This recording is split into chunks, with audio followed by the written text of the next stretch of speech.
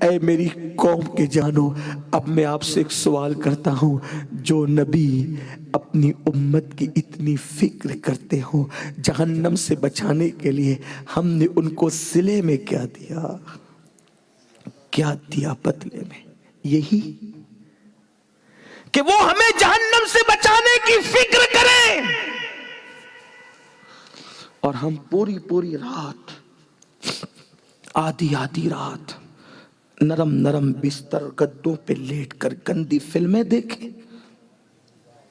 لڑکیوں پہ پاپ کی نظریں ڈالیں، شراب پینے کے عادی بنے، نماز چھوڑنے کے عادی بنے، نمازوں کو ترک کریں، مسجدوں کو ویران کریں۔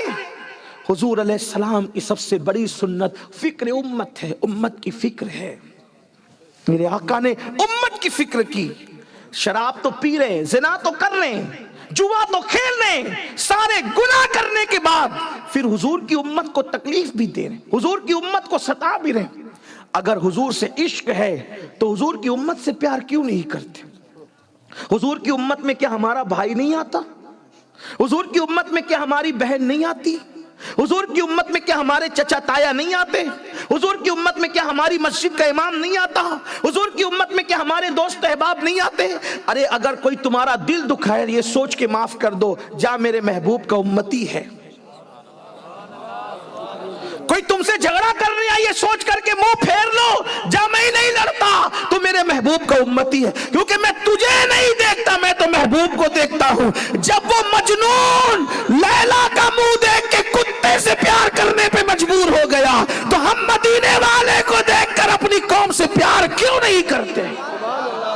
کیوں نفرتوں کے سوداگر بنے ہوئے ہیں؟ کیوں نفرتوں کے سوداگر بنے ہوئے؟ جب بھی منہ کھولتے ہیں تو شعلے اگلتے ہیں، نفرتوں کی بات، نفرتوں کی بات۔ میرے آقا علیہ السلام تو کافروں کے لیے بھی، کافروں کے لیے کیا نرم دل تھا۔ ایک جنازہ جا رہا ہے، جنازہ، اس جنازے کو جاتے دیکھ کر کے پوچھا کس کا جنازہ ہے؟ حضور ایک کافر کا، رونے لگے۔ کافر کے جنازے، مسلمانوں اصل دین چھپ گیا ہم سے، اصل دین کتابوں میں اور اصل مسلمان قبروں میں، اور اب ہم صرف نمائش کرنے کھڑے ہیں۔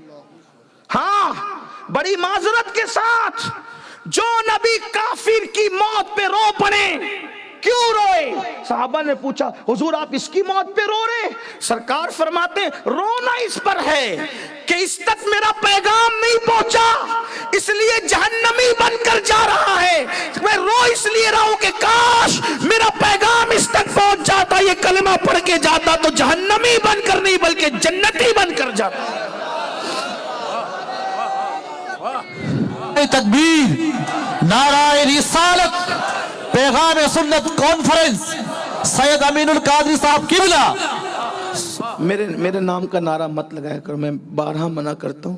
آقاؤں کی جب محفل ہو، غلاموں کے ذکر کا کوئی حق نہیں پہنچتا۔ غلام غلام ہے، ہمارے آقاؤں کا ذکر ہو، ہمارا ذکر ہے، ہماری حیثیت کیا ہے؟ بس آپ اندازہ کریں حضور کے دل میں امت کی فکر کتنی تھی۔ آپ سے پوچھتا ہوں ہمارے دل میں بھی فکر امت ہے؟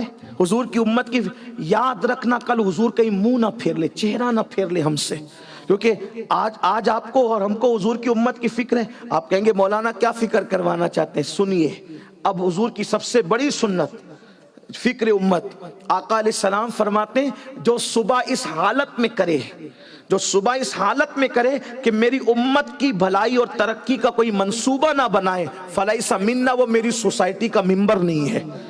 اب ہمیں کیا فکر ہے؟ نوجوانوں سے میں مخاطب ہوں خاص طور پہ، حالانکہ رات کے 2 بجے اتنا فکری اور اتنا سنجیدہ عنوان نہیں بولا جا سکتا، لیکن جھالاواڑ والوں کے جذبات دیکھ کر کے میرا دل چاہتا ہے کہ میں دل کا درد پیش کروں آپ کے سامنے۔ حضور کی امت کی فکر ہمارے اندر ہے۔ آج قوم کی بیٹیاں 30 35 سال کی عمر کی ہو گئی، کیا ہم یہ فکر کرتے ہیں کہ ان کی شادی ہو، ان کے ہاتھ پیلے ہو جائیں، مہندی سے ان کے ہاتھ رنگ جائیں؟ ہم اپنی بیٹی کا جہیز تو جمع کرتے ہیں، لیکن پڑوس کی کسی غریب کی بھی ہم نے فکر کی ہے؟ हम अपने लिए पैदा नहीं हुए, एक एक मर्तबा नमक नहीं, एक एक थैला नमक चाट जाओ, कुछ मिलना नहीं है जब तक हुजूर की इस सुन्नत पे अमल नहीं करोगे। मिसवाक के सारे दरख्त मांझते मांझते खत्म कर दो, लेकिन जब तक के इश्क़ मुस्तफा में पीवर नहीं होंगे उस वक्त तक ये सुन्नतें तुम्हें काम नहीं आएगी। कौम की बेटियां औरों के साथ हाथ पकड़ के भाग रही है, इसलिए कि बगैर जहेज के उनको कोई अपनाने के लिए तैयार नहीं, उनकी गुर्बत की वजह से कोई उनको अपनाने के लिए तैयार नहीं। और हमारा हाल ये है, हम इश्क़ मुस्तफा का दावा करते हैं, हुजूर की उम्मत की फिक्र करो। क्या यहाँ कुछ ऐसे जवान मौजूद नहीं जो ये दिल में तहैया करे कि मेरे आका गरीबों की फिक्र करते थे, तो मैं भी किसी गरीब की बेटी को अपने घर में लाकर उसके माँ बाप की फिक्र को दूर कर दूंगा। अल्लाह अकबर। मैं याद रखिए, अगर कोई उम्मती अपनी बेटी के रिश्ते के लिए बिस्तर पे रात को तड़पता होगा तो हुजूर अलैहिस्सलाम भी सुकून नहीं पाते होंगे। उम्मत की तड़प तो हुजूर को तड़पाती है, उम्मत की तड़प तो हुजूर को बेचैन करती है। ये अपना कुरान कह रहा है, अल्लाह की किताब कह रही है। मुसलमानों बताओ कितने गरीबों के बच्चे हैं जो फीस नहीं भर सकते। अल्लाह अकबर। और हमारा हाल ये है कि हम लोग कहां कहां फजूल खर्चियां कर रहे हैं। क्या ऐसा नहीं हो सकता कि उन गरीबों की जिम्मेदारी हम ले लें? मेरे आका सल्लल्लाहु अलैहि वसल्लम के दीवानों, अल्लाह के रसूल तो गरीबों से प्यार करें, अल्लाह के रसूल तो गरीबों का ख्याल करें। अल्लाह अकबर। मेरे आका अलैहि सलाम के दिल में गरीबों का प्यार कितना है। देखो आपको बताऊं, हुजूर अपने से पहले गरीबों को रखते हैं। मशहूर सा वाकया है, मशहूर सा, लेकिन सुन ले इस तनाजुर में गरीबों का। आज अगर कोई गरीब नमाज में हमारे बाजू में आ जाए तो हम बेचैन हो जाते हैं। गरीबों के जिस्म से हमें बदबू आती है। अगर कोई गरीब सामने खाने बैठ जाए तो हम पेट भर के खाना नहीं खाते। अगर कोई गरीब बाजू की सीट पे बैठ जाए तो अपनी बेइज्जती समझते हैं। ये घमंड, ये तकब्बुर, ये अनानियत तुम्हें लेकर के डूब जाएगा। इस्लाम में कोई गरीब नहीं है, कोई अमीर नहीं है। वल्लाह जिसके दिल में इश्क़ मुस्तफा है वो वक्त के ताजदार और बादशाहों से भी बढ़कर मालदार है। इसलिए कि जिसके पास इश्क़ मुस्तफा हो वो फिर अल्लाह अल्लाह लोग सिकंदर पे रश्क करते हैं। सिकंदर इस पे रश्क करे क्योंकि सिकंदर को आधी दुनिया की हुकूमत मिली और इसे मुस्तफा जाने रहमत का इश्क मिल गया। अल्लाह के रसूल अलैहिस्सलाम ने इरशाद फरमाया कि अल्लाह को ढूंढना है शिकस्ता दिलों में ढूंढो, गरीबों में ढूंढो। और हुजूर गरीबों का कितना ख्याल करते थे। एक गरीब, हुजूर की उम्मत, हुजूर के असहाब के एक गरीब, हजरत सैयदना अबू हुरैरा कहते हैं मेरे हालात